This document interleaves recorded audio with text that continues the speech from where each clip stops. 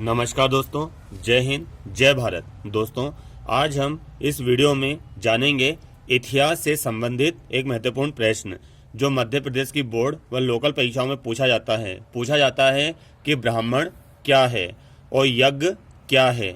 तो हम देखते हैं इनका उत्तर। तो ब्राह्मण क्या है, इसका उत्तर है वैदिक संहिताओं के बाद विशेष प्रकार के कई ग्रंथ लिखे गए। यानी कि वैदिक संहिताओं के बाद विशेष प्रकार के कई सारे ग्रंथ लिखे गए। इन्हीं ग्रंथों को ब्राह्मण कहा जाता है। इनमें वैदिक अनुष्ठानों की विधियां संग्रहित हैं और उन अनुष्ठानों की सामाजिक एवं धार्मिक व्याख्या भी की गई है। यानी कि वैदिक काल के बाद जो ग्रंथ लिखे गए उन्हें कहा जाता है ब्राह्मण। इन ब्राह्मणों में वैदिक अनुष्ठानों की विधियां हैं और अनुष्ठानों की सामाजिक और धार्मिक व्याख्या भी की गई है। अब आते हैं हम यज्ञ की ओर। यज्ञ किसे कहते हैं? तो अग्नि के हवन कुंड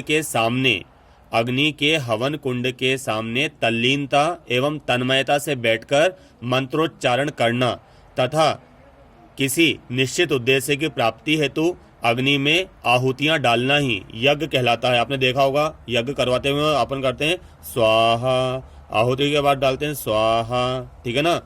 यानी कि आहुतियों के साथ सामग्री डाली जाती है, तो इसे कहते हैं हम यज्ञ। तो यज्ञ की विधि हमें ब्राह्मण ग्रंथों में प्राप्त होती है, ठीक है ना।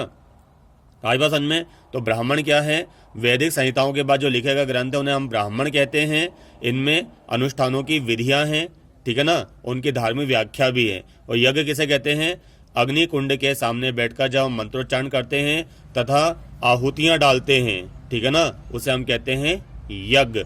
गांव में इसे जुग कहा जाता है। जुग क्या कहा जाता है? जुग या फिर जग कहा जाता है।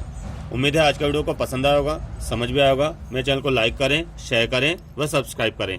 धन्यवाद।